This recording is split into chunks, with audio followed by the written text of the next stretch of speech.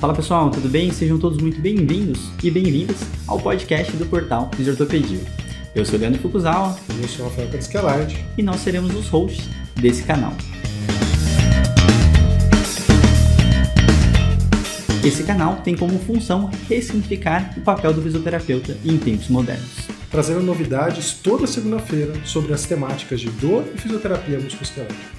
Então seja muito bem-vindo e aproveite mais um episódio.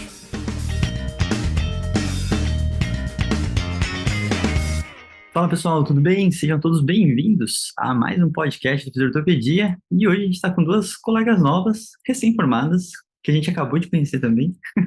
Então, seja muito bem-vindo, Rayane e Tamires. É uma honra receber vocês, meninas novas, prodígios, eu diria, né? Vocês acabaram de publicar o TCC de um tema muito polêmico e muito interessante, mas vamos começar do começo.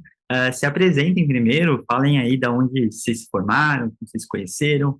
Daqui a pouco a gente conta um pouco da história dos dois papers que a gente vai conversar. Então, vou começar aqui pela minha ordem de câmera. Tamires, por favor, pode começar por ti. Oi, gente, boa tarde. Bom dia, né, na verdade. Eu fiquei bem feliz com o convite. Queria agradecer. É um prazer estar em contato com vocês. Vocês dois eu já acompanhava há um tempo. Eu fiz a minha formação na BMR. Comecei em 2016, 17. Teve ali um atrasozinho na pandemia e tal, por causa do estágio. Desde o meio da faculdade, fui muito voltada mais para terapia manual, parte de ortopedia. Então, até o final da faculdade, eu lembro que eu fui buscando seguir mais essa área. Não tive muito conhecimento de parte científica, metodologia científica, a gente teve um pouco online. E quando foi chegando o final do período da faculdade, que a gente começou de fato a ingressar um pouco nessa área, a procurar entender um pouco mais de fato. Hoje em dia eu faço pós em osteopatia pela Escola de Madrid. Estou no segundo ano da formação, quase indo do terceiro. E estou seguindo essa parte de terapia manual mesmo. Maravilha, maravilha, Tamires, muito bom. Rayane, por favor, se apresente para nós. Bom dia, Fukuzawa, Rafael Light. É um prazer estar aqui falando com vocês. Assim como a Tamires, eu também já seguia vocês, segui o Fisiortopedia, e acho que é uma honra para a gente estar nesse espaço aqui falando um pouquinho do nosso trabalho, de como foi. Né? Eu tenho tanto tempo de formado quanto a Tamires, vai fazer 2 anos mais ou menos, no IBMR também, e desde lá da faculdade a gente vinha conversando, a gente se conheceu um pouco antes da faculdade, em outro momento, e a gente se reencontrou na faculdade. E fizemos várias matérias juntos, enfim. E quando chegou perto, assim, de fazer o TCC, depois a gente vai falar um pouco mais, mas, assim, a gente teve essa vontade de buscar mais sobre metodologia científica, como fazer uma pergunta assim, científica para poder fazer um trabalho legal, e a gente correu atrás disso. Atualmente eu trabalho com neuroortopedia, eu tenho pós-graduação em fisioterapia neurofuncional adulto e trabalho numa clínica, na Physioscience, que junto com o Palmiro, com o Dan, com a equipe lá. E lá eu atendo atendo ortopedia, mais ortopedia, e neuro atendo mais paciente em casa, e é mais ou menos isso. Legal, legal. Estou totalmente com inveja de vocês. Vocês trabalham com pessoas muito sensacionais, né? Amigos de longa data nossos, né? Exato, exato. Então, assim, eu vou deixar os 2 papers das meninas que a gente vai conversar sobre hoje aqui no link da descrição, na descrição e com o link, na real, né? E vocês vão perceber que o trabalho tem o Felipe Reis, o Ney Mesial, o Leandro Nogueira, o Igor, né, que eu tinha feito o convite inicial, mas como as 2 meninas foram as responsáveis pelo trabalho, pelas 2 publicações, a gente resolveu chamá-las até para elas poderem, né, mostrar o trabalho que elas tiveram. Eu acho que é aquele momento, né, a gente muitas vezes faz pesquisa, faz algumas publicações, mas ele acaba morrendo naquele momento que parece que termina o trabalho, né? Só que depois ele precisa ser utilizado para o mundo real. E eu acho que agora que a gente está divulgando o serviço de vocês, né, o trabalho de vocês, é um momento que torna ele mais funcional ainda, né? Então, vocês tiveram aprendizado de vocês, e agora é divulgar a informação para o mundo inteiro, que eu acho que é extremamente essencial, né? E Rafael Crescicalite, tudo bom, Rafa? Tudo ótimo, gente. De novo, o tema, tava falando aqui antes do episódio com o Foucault, meninas, antes de vocês entrarem, um tema super relevante, né? Eu acho que em um período onde a informação está descentralizada, a gente conseguir mapear para entender a qualidade dessa informação que as pessoas vão ter acesso é algo que é importante, assim, porque todo mundo fala que, poxa, a gente precisa ter melhor informação, mas quando você, bom, enfim, acho que vocês vão contar aí a história, né, onde a gente poderia buscar, onde as pessoas poderiam buscar, não está sendo muito bem representado por um conteúdo de alta qualidade, o que, na verdade, é até um call to action que a gente pode fazer no final, né? As pessoas Uhum. têm que preencher esses espaços com conteúdo de melhor qualidade. Mas eu vou deixar vocês contarem aí a história do trabalho. Muito bom. Então, acho que é muito bacana, assim, só para vocês entenderem um pouco da motivação de como que surgiu esse episódio, né? Recentemente teve aquela reportagem horrível do Estadão, né? Onde pessoas acima de 40 anos não podiam correr, né? Senão estragaria a articulação, tal, toda aquela parte nocebo. E a gente viu uma movimentação muito grande naquela reportagem, né? Muitos fisioterapeutas compartilharam, xingaram, denunciaram, fizeram um monte de situação. E aí, logo em seguida, o Igor postou, né, a foto da publicação do paper de vocês. E aí eu falei assim, Igor, e agora é a hora, né? Vamos aproveitar todo esse engajamento dessa publicação para a gente poder realmente falar, mostrar. E eu acho que hoje, né, é uma conversa muito tranquila, que eu não tenho dúvida que isso acontece algumas vezes, aquele podcast que pode mandar até para paciente, né? Então, acho que a ideia é entender um pouco desse bastidor do que é uma pesquisa sobre isso, e aí eu já queria que vocês começassem por essa via, de como que vocês chegaram nesse tema, como que foi essa motivação, como que o Felipe convenceu vocês de falar, olha, vamos por essa linha, né? Que naquele momento de faculdade é sempre muito difícil de escolher um tema de TCC, a gente nunca sabe nem como que faz isso, e é um tema totalmente diferente, né? Então, não sei quem quer começar, Rayane, Tamires, fiquem à vontade para começar a falar um pouquinho desse bastidor, desse início do projeto, para mostrar a motivação que vocês tiveram para realizar esse trabalho. Pode ser a Rayane, porque foi ela que deu o Então, por favor, direcionamento Rayane. inicial ali. Como eu falei inicialmente, a gente, na faculdade, já queria fazer um trabalho que tivesse a oportunidade de ser publicado em alguma revista, que fizesse alguma diferença, né? Uhum. E foi bem na época da pandemia, estava falando isso com a Tamires, a gente lembrou disso, foi bem na época da pandemia, e pensamos assim, vamos já começar a fazer, já que a gente está mais parado, vamos começar a ver essa questão do TCC antes, qualquer coisa a gente já começa a fazer, e depois só puxar a matéria TCC, que são 6 meses para fazer um bom trabalho, e vai ficar muito apertado, né? Então vamos começar antes. Beleza. Aí o Igor Correia era professor do BMR na época. Uhum. E a gente já sabia que ele fazia parte de um grupo de pesquisa, que ele publicou o estudo transversal do teste NEC. Falei, poxa, vamos falar com ele, né? Vamos conversar com ele. Aí falamos com ele e inicialmente tinha tudo a ver com o tema, o Igor, porque a gente pensou em postura e dor cervical. A gente estava nessa questão, até por conhecer o teste NEC, o trabalho do teste NEC, tudo. Aí ele aceitou, falou, legal, meninas, eu posso orientar vocês, não tem problema. E começamos a buscar por fora como elaborar um artigo, como escrever, como fazer a pergunta, né, científica, esse direcionamento, começando a assistir vídeo no YouTube do Felipe Reis. Uhum. Daí eu falei, eu vou falar com o Felipe para ele dar um caminho, um direcionamento para a gente, eu já conhecia o Felipe, e eu falei, vamos lá, eu vou falar com ele. Aí, falando com ele, ele falou, Rai, por que a gente não vai por esse caminho aqui? Eu pensei, aí foi ele que apresentou para a gente essa ideia de analisar conteúdos na internet sobre dor lombar, ver credibilidade, toda aquela coisa. E aí, na hora, eu falei, cara, que ideia legal, que coisa interessante e relevante, porque o que a gente mais vê é desinformação, infelizmente. Falei, bom, vamos analisar isso. Aí eu falei logo com a Tamires também, falei, olha, o Felipe deu essa ideia pra gente.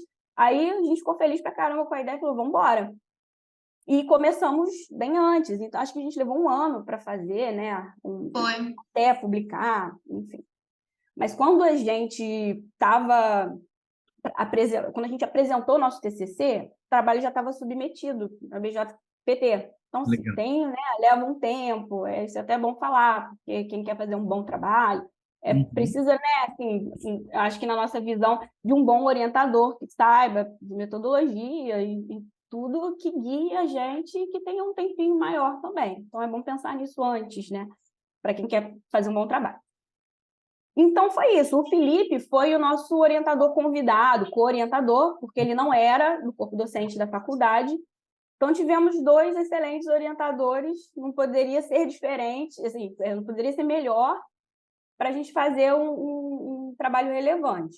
Só que, na época, a gente sentia muita dificuldade dentro da faculdade desse incentivo à pesquisa, né? Uhum. Durante, a gente ficou um pouco desmotivada, mas aí depois a gente correu por fora e deu certo. Muito bom, Rai. Então, é muito interessante, assim, até uma maturidade da parte de vocês de já conseguirem pesquisar um tema, entender e ir atrás de pessoas extremamente importantes para fazer isso de uma forma literalmente decente e de alta qualidade, né? Que eu acho que é um processo que muita gente não julga, né? Mas na faculdade a gente tem bastante, como você falou, né? Muito mais gente desmotivando a fazer algo de qualidade do que realmente motivando, que deveria ser o inverso para esse primeiro momento, você ter esse contato com a ciência e realmente saber como utilizar futuramente, né? E o trabalho de vocês é extremamente útil porque tem toda essa motivação de, é o que o paciente fala para a gente o dia inteiro, né? Sim. E aí, como o paciente traz essas informações, de onde que ele tira, se confia, não confia, são coisas realmente muito relevantes, né? Então, Tamires, não sei se você quer complementar alguma coisa em relação à temática e tudo mais, mas fica à vontade para falar um pouco da tua perspectiva também, como você chegou nesse trabalho. Então, quando a Rayane falou comigo, a gente já tinha certeza que a gente ia fazer isso. A gente, na verdade, antes da gente pensar em fazer esse artigo, a gente já estava procurando algum tema, a gente já estava pensando em produzir alguma coisa, só que a Uhum, gente não tinha um assunto, a gente não tinha ideia de quem a gente ia procurar. E a gente também não queria fazer uma coisa um artigo ou um trabalho que ficasse ruim, entre aspas, um trabalho que não fosse bom, que não fosse bem pesquisado, que fosse bem produzido, bem redigido, porque não adianta a gente procurar ali os dados, tá, mas e aí, depois, como que a gente vai fazer, né? uhum. Como que a gente vai escrever, como que a gente vai passar para as pessoas isso que a gente encontrou? Então, foi muito importante isso, esse direcionamento que a gente teve quando a gente conversou com o Felipe, né? E ele deu, assim, o norte total pra gente e a gente foi na onda. Muito bom, muito bom. E eu Fez fez muita diferença, de verdade. Ah, maravilha. Não, e é muito sensacional, assim, eu queria que vocês entrassem um pouco agora em detalhes, até do processo, né, vou dizer mais metodológico, de uma forma bem simplificada, né, para realmente entender esse processo, né, a produção da pesquisa, porque não já tem algumas outras articulações esse mesmo paper, mas eu sei que aqui no Brasil eu escutei pela primeira vez muito da Lucila Costa, né, falando das informações do site do Ministério da Saúde, serem totalmente inadequadas e não científicas, né? Então, ainda com muita proteção, muita situação de postura certa, errada, né? Então, toda aquela coisa do repouso. Então, eu queria que vocês falassem um pouquinho desse processo metodológico de vocês, para vocês começarem a achar as informações, onde vocês selecionaram os lugares, para depois avaliar eles também. Então, não sei se a Rai quer começar de novo, ou também, fiquem à vontade, meninas. Bom, eu vou começar, mas qualquer coisa, se quiser complementar Tá. alguma coisa, que eu posso esquecer, aí a gente vai trocando aqui. A estratégia de busca, né? Como que a gente buscou levantou esses sites oficiais? No primeiro artigo, a gente levantou apenas, desculpa, a gente levantou apenas sites oficiais, né? Ministério da Saúde, associações profissionais, médicos e fisioterapêuticas. Então, nós usamos o Google para poder levantar esses sites, né? E separar, depois que a gente separou, a gente entrou em cada site e fomos colocando no campo de busca os termos, né? Dor lombar, lombalgia, e a gente pegou vários. Termos comuns, né, pelos pacientes. Isso, de como talvez eles buscassem essa dor deles, né? Dorsalgia, dor na coluna, e daí as matérias que estavam lá, os artigos, separamos isso, colocamos no Word, no documento de Word, porque depois a gente ia analisando, né? A gente foi analisando. Então, a gente buscou dessa forma. E aí, análise, a gente analisou credibilidade, acurácia das informações, legibilidade, tudo isso foi analisado usando critérios específicos para cada parte, né, para cada análise, e fizemos uma análise qualitativa também. E o teor lá das informações, que é isso que a gente ficou assim, a gente já imaginava, mas toda vez que a gente abria lá o texto e via, falava, Tamires, o que é isso aqui? Não é possível, essa coisa aqui era muita desinformação, infelizmente. Era o que tinha, era isso que tinha, e isso em sites oficiais, porque depois, né, vamos falar do artigo 2, mas no artigo... Esse foi o primeiro artigo, né? Esse foi o... Legal. Esse foi o primeiro artigo. A gente não incluiu blog, reportagem de jornal eletrônico. Nesse primeiro, foi só sites que deveriam dar alguma informação com base científica, né, para o paciente ali. Entendi. Deixa eu aproveitar e perguntar. Eu sempre falo, né, que na graduação é o processo a gente é leigo, entra na faculdade, então a gente deixa de ser leigo durante todo esse processo, né?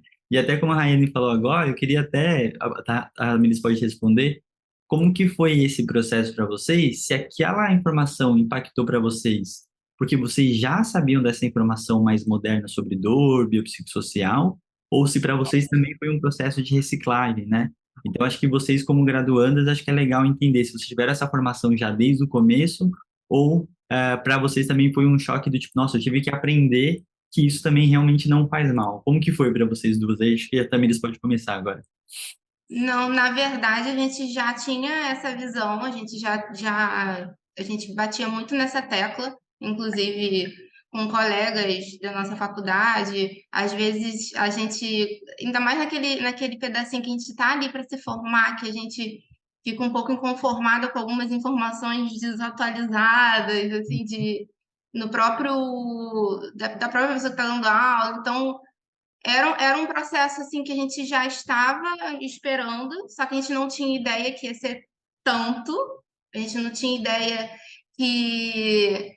O que me chocou não foi tão, foi análise qualitativa, sim, mas o que achei bem significante nessa pesquisa foi que a gente muitos não tinham fonte, não tinham autoria, não tinham referência bibliográfica, não tinha um mínimo, assim, para você dizer que aquilo ali é uma informação correta. Então, uma informação de confiança. Então, quando a gente saiu da faculdade, quando a gente estava nesse finalzinho da faculdade, a gente estava correndo atrás disso, a gente estava meio rebeldes, entre aspas, né? Porque a gente a gente ainda vive, né, um pouco nesse meio, assim, querendo ou não quebrar um pouco de paradigmas, dessas crenças mais antigas. Então, eu acho que aquele perfil do tá se formando, recém-formado, é um pouco assim. Pelo menos eu acho, né? Muito bom. E você, Rai? Pode Só falar. uma dúvida, gente, assim, que eu tô ficando curioso com isso, assim, né? Nem teve nenhum site salvou. Pouquíssimas. Pouquíssimos. Mas teve, e aí a matéria era do Ney Mesiá. Mas Eu isso não vou falar associação, não, mas era uma associação que falava não há sobre... conflito de interesse, fala assim. Não tem conflito de interesse daqui.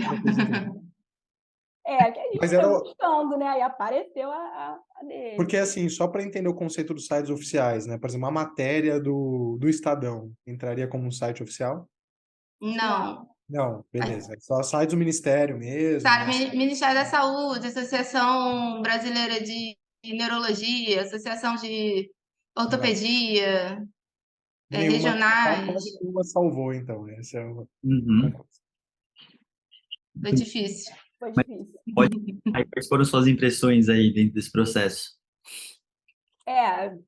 Mesma coisa da Tamires, na faculdade a gente já sabia, já tinha noção de que é isso, postura, dor e postura não tem relação, a gente já seguia algumas pessoas, né, assim, como Uhum. referências, fiz ortopedia também, mas a gente buscava por fora, né, sempre buscamos por fora, né? Até desde o início, assim, a gente sempre buscava por fora. Então, não foi impactante no sentido de, caramba, eu não sabia que estava tão diferente das recomendações atuais que a gente está se baseando. Uhum. Isso não impactou. Mas o que impactou é que a qualidade, uma qualidade ruim, e Sim. muito. A gente imaginava, Muito. mas não tinha noção. Aí quando a gente quantifica, qualifica, aí a gente vê que é O buraco é mais lá complicado. embaixo. Isso. Não, isso é um problema muito grande. Eu acho que é legal também até vocês explicitarem agora qual que foi a diferença entre um paper e outro, né? Como eu falei para vocês, eu acabei lendo um, o outro não consegui ler exatamente, porque ele é mais recente. Então, falem para a gente a diferença dos dois papers, até para a gente conseguir distinguir o que vai ter de diferente de achados. Ou se o processo foi igual, mas analisando resultados diferentes, né? Então, por favor, Tamiris. Então, a diferença, assim, a metodologia de busca foi a mesma. Nós seguimos o mesmo roteirinho do primeiro, mas de diferença foi, nós pesquisamos em sites não oficiais, por exemplo, reportagens de jornais, blogs. A gente só não considerou aqueles que apareciam no Google patrocinado, então a gente desconsiderou esses sites. Nós fizemos as buscas usando praticamente os mesmos termos, se eu não me engano, foi os mesmos termos da primeira, que seria como que o paciente iria no Google pesquisar a dor dele. E a gente pegou ali os 20 primeiros links, pensando assim, o paciente não vai continuar seguindo, então a gente estabeleceu esse limite, os 20 primeiros links, desconsiderando os não, os patrocinados. E por incrível que pareça, assim, falando de porcentagem, o resultado, assim, que uma orientação importante é essa de se manter ativo e a prática de atividade física. E por incrível que pareça, nos sites não oficiais, a porcentagem foi maior. Uhum. Então, do que dos sites oficiais de saúde. Então, isso para mim também foi uma surpresa. E a diferença foi essa mesmo, foi nessa parte mesmo, que a gente esperava que fosse encontrar muito mais coisas assustadoras, mas acabou que não foi bem assim, mas a metodologia foi a mesma. Legal, legal. E aí eu acho que é uma coisa muito importante, né? Porque atingem pacientes e profissionais, né? Então pensar que profissionais estão gerando informações nocebo é uma coisa que tem uma perspectiva muito disso, né? Quem está produzindo conteúdo não está conseguindo passar uma informação confiável ou não tem essa noção, né? E aí eu acho que é legal, a Tamiri já falou alguns tópicos, mas só para a gente reforçar, quais são os tópicos para a gente falar que a informação é confiável dentro de um aspecto relacionado à saúde, né? Então, lista para a gente como que vocês fizeram essa avaliação e quais são os tópicos que a gente tem, até porque hoje todo mundo posta tanta coisa na internet, Instagram e afins, então eu acho que é importante todo mundo também ter essa noção, que a informação não é tipo, veio da minha cabeça, tive minha criatividade, mas minimamente tem que ter tais informações. Então, acho que é legal citar um pouquinho aí do que vocês costumam, do que vocês viram e analisaram para falar assim, essa fonte é confiável e essa fonte não é confiável. Pode falar? Pode falar, né? Então, a gente usou os critérios da JAMA.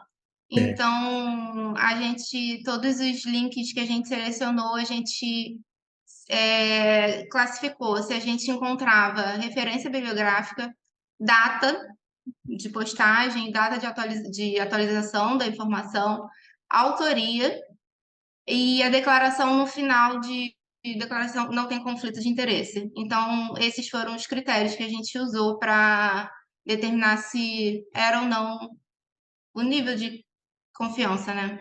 Uhum. E é interessante que Isso são tópicos super simples, né? Não é nenhuma é, informação, você não fazer nenhum check muito específico, nenhuma revisão por pares, né?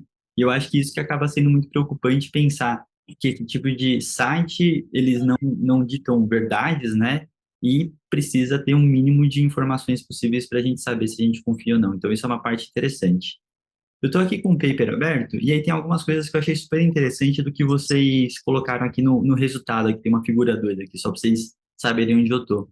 E eu achei bem legal os tópicos que vocês colocaram, né, em relação a não ser mencionado muita coisa em relação à parte multimodal, a parte de automanejo, né, tratamentos relacionados à parte psicológica, a parte de terapia manual, foram as que menos foram mencionadas no geral, né? Então, num geral, eles falam mais bastante de se manter ativo e sobre exercícios.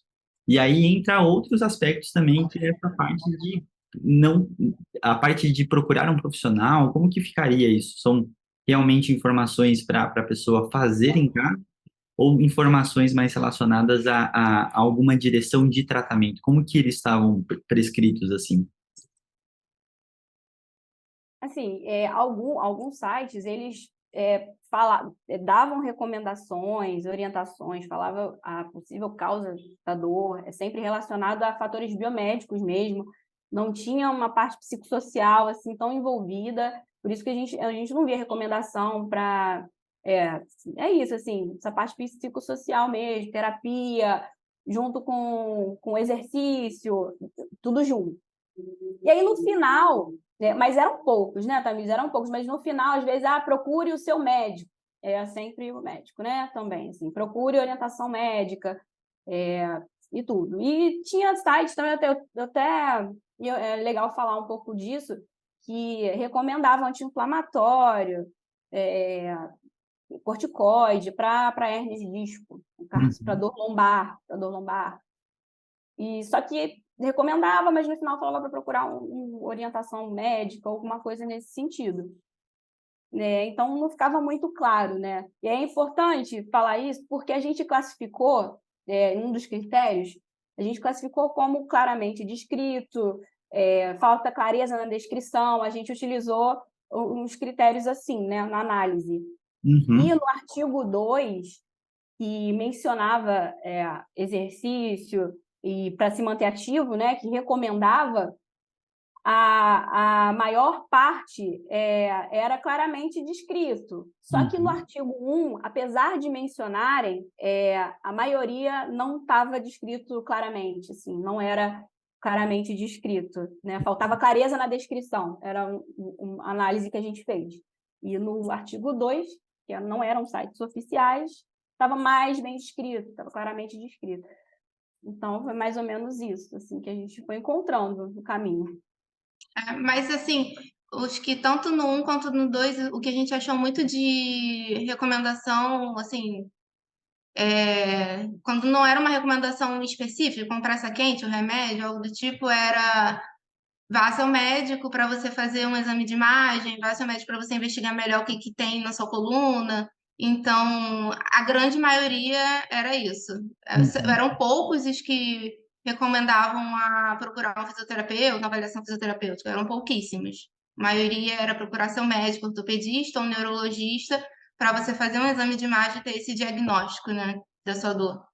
Sim. Eu tenho uma parte que eu pedi até para o Rafa me ajudar um pouco mais, que ele sabe mais do que eu. A gente sabe que o funcionamento, no geral, né, do Google e da busca, ele tem a ver com algumas palavras-chave, né? E uma das coisas Uhum. mais preocupantes, na minha opinião, é algumas palavras-chave, elas já são, por natureza, palavras que a gente evitaria se a gente pudesse, né? Então, hérnia de disco, não sei o quê, né? Então, tem todo um funcionamento que eu acho que ele direciona para quem quer ser encontrado. Precisa estar de uma certa forma descrito, precisa usar algumas palavras-chave, mas isso não necessariamente tem a ver com a direção que a ciência ou que a gente escreveria um texto se a gente não tivesse a preocupação pela busca, né? Então, acho que o Rafa sabe melhor, Rafa, fica à vontade para falar um pouquinho dessa parte, que acho que o pessoal, não é todo mundo que sabe do entendimento de como que funciona o processo da busca do Google. Eu acho que é interessante pensar que hoje as duas principais fontes de busca que a gente tem são o Google e o YouTube. Uhum. Acho que o trabalho de vocês traz uma visão do Google, tem um trabalho do Joshua, que é da Austrália, se eu não me engano, que foi sobre o YouTube e trouxe uma visão muito parecida, assim, tem pouquíssimos conteúdos que realmente são de qualidade ali para o público, todos em inglês, né? Não em português, ou uma minoria. Mas, assim, ambas as mídias ou canais, eles funcionam de uma forma muito parecida. O Google, no passado, ele funcionava com base em descritores, mas não funciona mais assim. Tanto que no passado, sei lá, Carrefour tinha um time que ficava botando todas as hashtags, qualquer uma. Se botar fisioterapia, apareceu o Carrefour lá. Né? E aí, a otimização do SEO, né, que é o Search Engine do Google, foi para tentar ir na linha de entender o comportamento do usuário, predizer o comportamento do usuário. O YouTube funciona da mesma forma, né? Então, com base nas palavras-chave que você está colocando ali, ou nas perguntas, e nos metadados que eles têm armazenados sobre a gente, eles tentam te colocar uma lista de sites, no caso do Google, ou de vídeos, no caso do YouTube, que você tem mais probabilidade de ter um desfecho positivo, né? Que varia de acordo com o site. No Google é entrar no site, ter um tempo mínimo dentro do site, navegar dentro do site. No YouTube é tempo de exibição, é a métrica ouro ali que eles usam, né? Horas de exibição. Então, o YouTube vai tentar jogar para um buraco de minhoca para você ficar lá muito tempo e o Google vai tentar jogar para sites onde você vai supostamente encontrar o que você queria. Só que ele mede isso não perguntando para você, ele mede isso através do teu comportamento, né? E aí isso acaba favorecendo, na verdade, a utilização, fora os patrocinados, né? Que vão ser as informações que alguém pagou e ganhou um leilão para passar na frente ali, vão ser... A forma como essas mídias funcionam, elas favorecem, na verdade, que muitas vezes, não pelas informações relevantes, mas por como o site está configurado, né, aquela estratégia de escrita, a pessoa ficou lá fazendo um loop até o final do texto e não deu informação nenhuma no final. Ou foi uma informação não clara. Né? E esses textos, por exemplo, eles vão acabar sendo favorecidos pelo SEO porque o cara vai ficar mais preso lá dentro, vai acabar clicando em algum web link para ir para outra aba, para conseguir achar informação. Então, na verdade, essa é a maior dificuldade, né? Por um lado, você tem um algoritmo que dita o que vai aparecer. Quando você olha para os sites não oficiais, a gente está tendo muita experiência com isso de assessoria de imprensa. Você pode trabalhar basicamente de duas formas, né? Sugestão de pauta, quando você fala para o jornalista os assuntos que você pode falar, ele vai escrever uma reportagem, vai te entrevistar e vai, ao bel prazer, usar alguma coisa que você falou, que, enfim, caiba no que ele quer dizer, ou opinião de especialista quando você escreve um texto limpo e é publicado assim como você escreveu. Opinião de especialista nunca passa. Quase todos são sugestão de pauta. Né? E aí volta nisso, né? Quem está escrevendo esses textos? São jornalistas freelas que ganham por vender esse texto para os tabloides e eles querem textos que as pessoas interajam e não necessariamente isso tem a ver com a qualidade da informação. Então vira uma bola de neve, né? Onde se favorece muitas vezes que as informações que a gente sabe, né? Que são mais extremas, que são mais ameaçadoras, que são aquela coisa determinística, né? Do tipo, dobrou a cabeça para frente e tem um trator em cima do seu pescoço. Né? Esse tipo de afirmação é clickbait, né? A galera clica, enfim, favorece os algoritmos, né? Sim. Enfim, as duas funcionam muito parecido, inclusive, porque as duas são do Google, né? Mas vai mudar em breve, eu espero. Vocês querem completar alguma coisa, meninas, dessa parte? Tranquilos? É isso mesmo, né, que a gente vê. E assim, cada vez que tem um título que sustente uma crença que já está enraizada na cabeça das pessoas, parece que é o que mais vende, né? O que causa alarmismo, mesmo sendo mentira. E isso é o que mais vende, mais dá clique, né? Então, acaba que isso vai fluindo e vai ficando aí. Total. Mas temos esperança.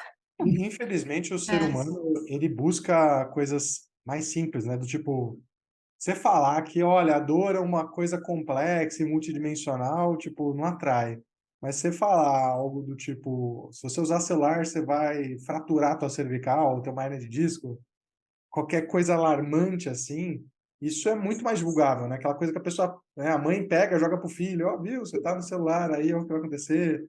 Aí vem aquela tá rolando aquela, acho que foi o Estadão que publicou também, aquela imagem do que seria o ser humano no futuro, usando smartphones, que seria todo deformado, né? Uma Sim. distorção complexa da seleção natural, assim. Mas é isso que faz espalhar, né? Infelizmente, a gente já teve experiências aqui nossas internas com assessoria de imprensa e é uma coisa complicada. Não estou defendendo o médico do Estadão, mas eu não duvido que ele pode até ter aquela opinião, mas eu não duvido que talvez a fala dele foi tirada de contexto, porque isso já aconteceu com a gente, várias vezes, inclusive, né? Você fala todo um contexto, aí pega uma frase tua que, na verdade, corrobora com a narrativa que o cara queria construir, aí parece que ele está te usando a tua autoridade para, na verdade, passar uma ideia que ele queria passar e não você, porque é a ideia que vende mais fácil. Então, é uma situação complexa, mas, assim, a gente está em vias de ter uma descentralização da informação, né? O ChatGPT, por exemplo, não é sensível a essas coisas. Ele não é sensível à interação do usuário, ele não é sensível, né? Ele consegue, ainda mal, mas ele consegue bater informação na literatura.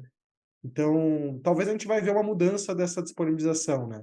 Mas, enfim, eu acho que a gente, infelizmente, a máquina funciona de um jeito hoje que favorece muito a desinformação. Uhum. É, Concordo. a ciência acaba sendo sempre probabilística, né? E as informações, quando a gente coloca numa reportagem, ela é sempre muito dicotômica, né? Então, É. isso é essa parte que a gente não consegue reproduzir a ciência. Falar de probabilidade é muito difícil, né? Então, a primeira coisa que acontece se na previsão do tempo falar que não vai chover e choveu, é a pessoa vai xingar a moça da previsão do tempo. Então, na ciência, é a mesma coisa falando de um tratamento, de uma melhora, de uma resposta de alguma coisa específica. Então, isso é extremamente perigoso, né? Eu vou puxar um pouquinho aqui só para uma segunda parte do resultado de vocês, meninas. Esse é o trabalho da Rayane, né, que eu estava vendo aqui, quem era a primeira autora dessa, que são os temas do estudo qualitativo, né, que eu acho que é muito, essas informações é muito interessante, que quando eu leio elas, eu me sinto que eu também estou dando aula para outros fisioterapeutas, que é o que tem que acontecer até hoje, né?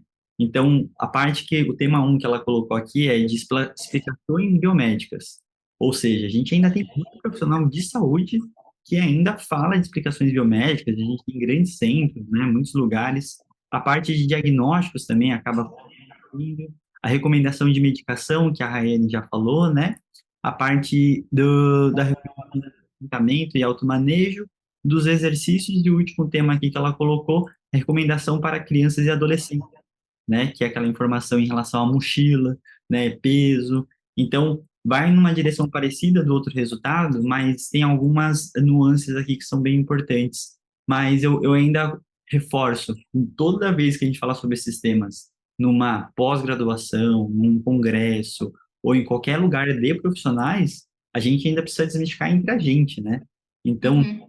na hora, quando a gente fala para uma população leiga, assim como você estava falando anteriormente, são muitas questões que eu acho que o profissional em si está reciclando e vocês vieram de um lugar muito privilegiado e até a característica de vocês para já serem a estranha do ninho, né?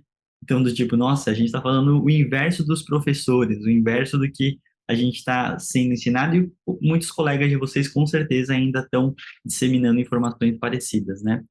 E só puxando nessa temática que aconteceu também com a parte do TechSnack, né? A repercussão do TechSnack é enorme, ela ainda até hoje repercute bastante, mesmo a quantidade de publicação não sendo grande na literatura, mas os que tem são importantes para bater. Vocês também tentaram chamar a mídia para mostrar essas informações e achados que tiveram, né? Então, eu queria que vocês contassem dessa parte que ela é extremamente interessante disso, né? Vocês tentaram mostrar a notícia como ela realmente é e o que que aconteceu, meninas. Vamos lá. A gente tentou.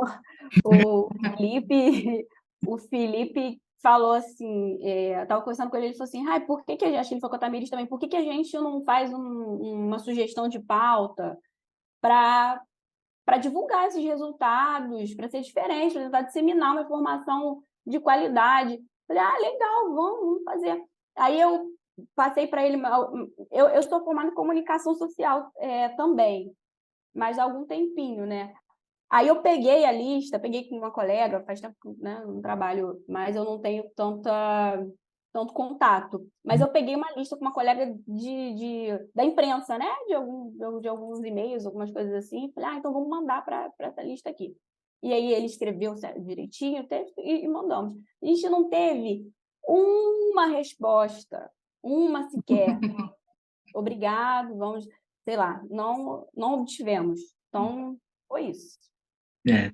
Essa é a parte triste, né? Porque a gente sabe como funciona em diversos países e diversos pesquisadores que toda a informação ela mexe direto em alguma questão legislativa, até muitas vezes os pesquisadores participam e acabam sendo tomadores de decisão junto com a questão governamental.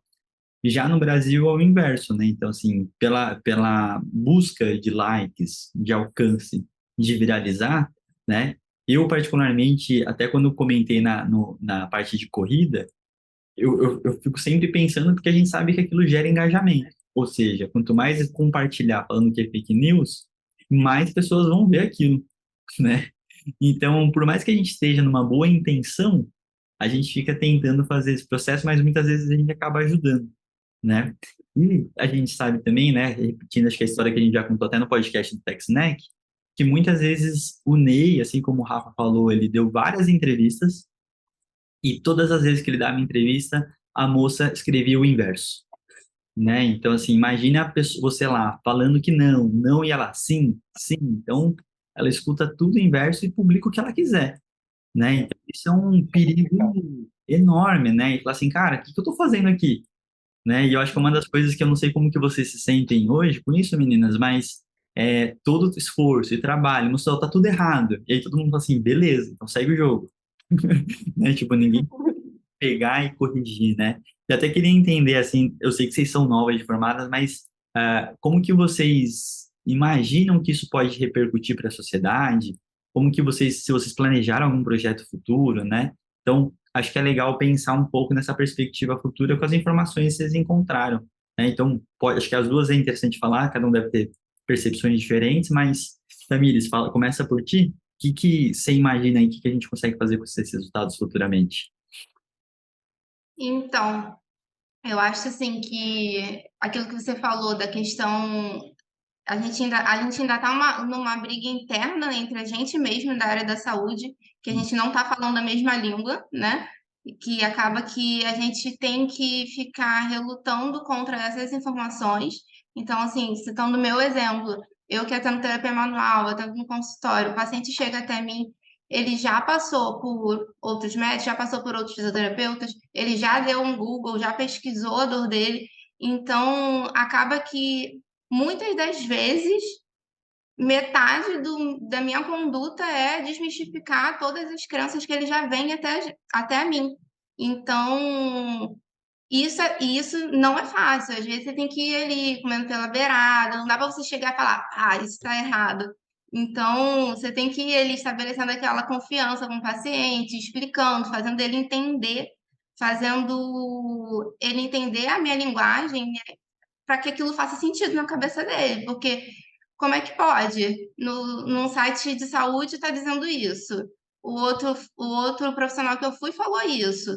Todo mundo fala isso. Todo mundo sempre falou para eu ficar com a postura certinha no computador, botar o computador alto, e agora ela vem para mim e fala que não, que isso não tem nada a ver. Então, é um trabalho assim que acho que a gente ainda vai levar um tempinho. A gente tenta fazer isso cada dia na nossa prática, né? Na nossa prática no consultório, mas eu acho que esse veículo de informação, que é a internet, é muito importante para isso. Eu acho que quanto mais pessoas estiverem divulgando essas informações corretas, mais pessoas e divulgando para o público que não é o público da área da saúde, melhor para a gente, porque acaba que a gente fica fechado no nicho, né? A gente divulga, mas quem vai ver a nossa informação vai ser meu colega fisioterapeuta, não vai ser o paciente, não vai ser o público leigo. Então, acho que a gente tem um pouco dessa dificuldade, né? Por mais que a gente tenha, por exemplo, Instagram, a gente tem seguidores que não são da área,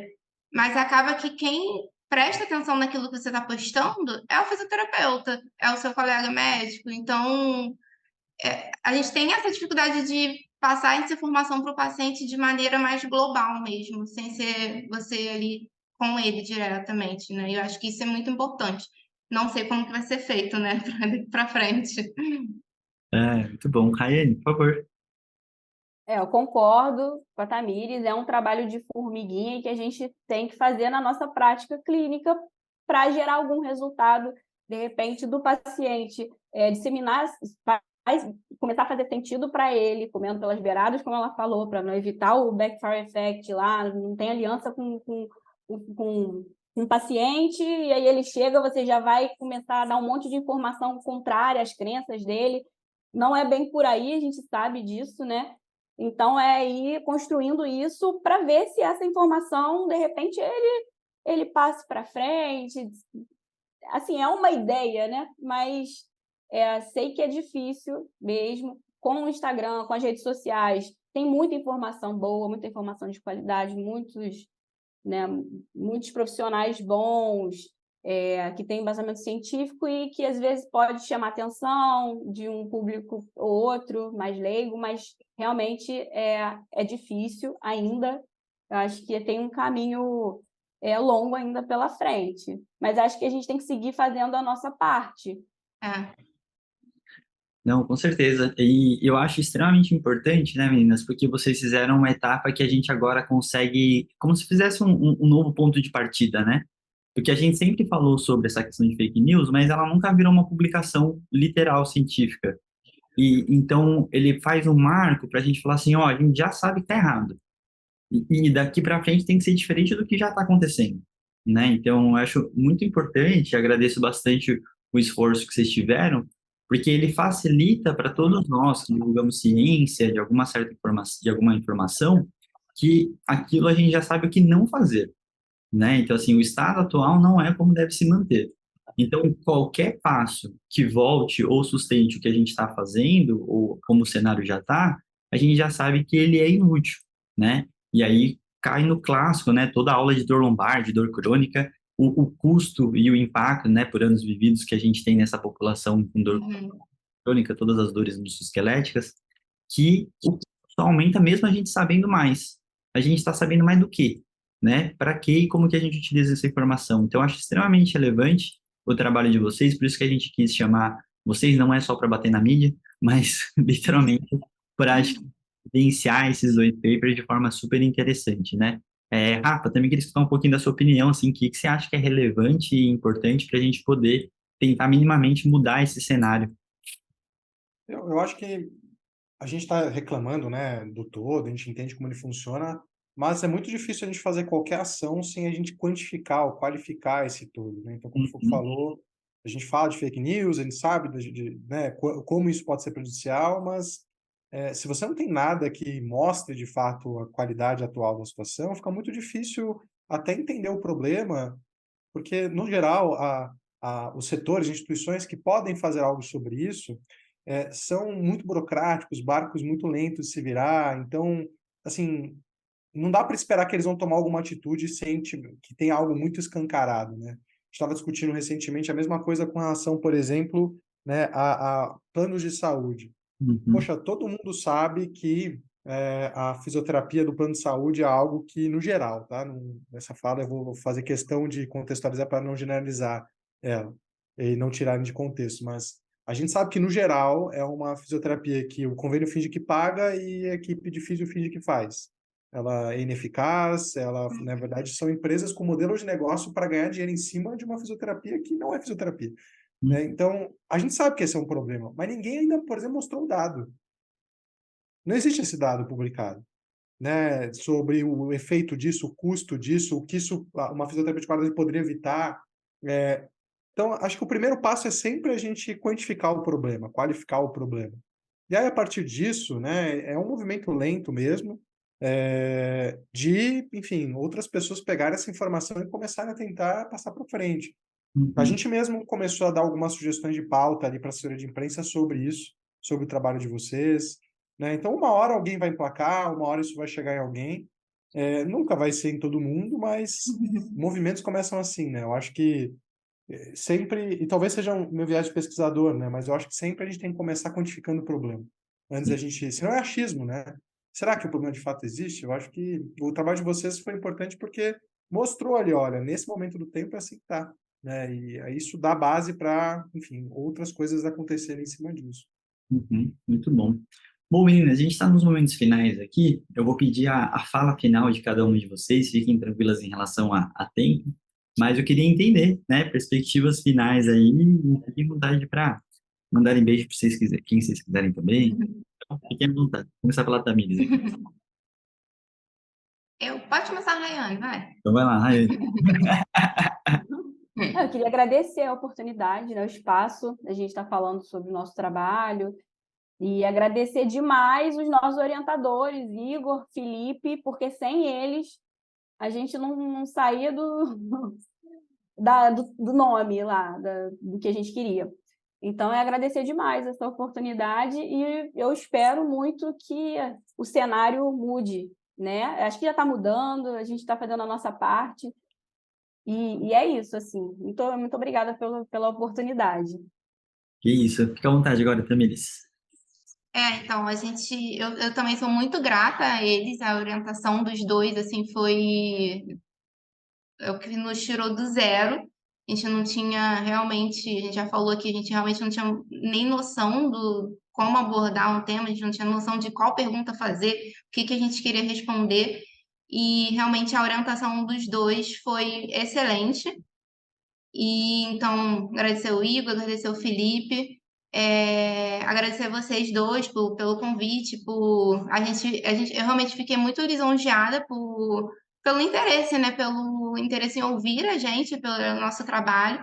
Foi um trabalho foi um trabalho gostoso de fazer, não foi um trabalho maçante, porque a gente estava ali pesquisando, a gente não estava lendo uma pilha de artigos, a gente estava pesquisando textos fáceis, de fáceis leituras, né? Então, foi bem gratificante. Foi ruim o resultado, mas foi um trabalho bom de fazer e os frutos que a gente está colhendo com ele está sendo muito gratificante. Legal, legal. Eu acho que é muito importante dentro da tua fala, Tamires, assim, um pouco do resultado é o óbvio que precisa ser dito, Uhum, escancarar isso para realmente tomar uma solução.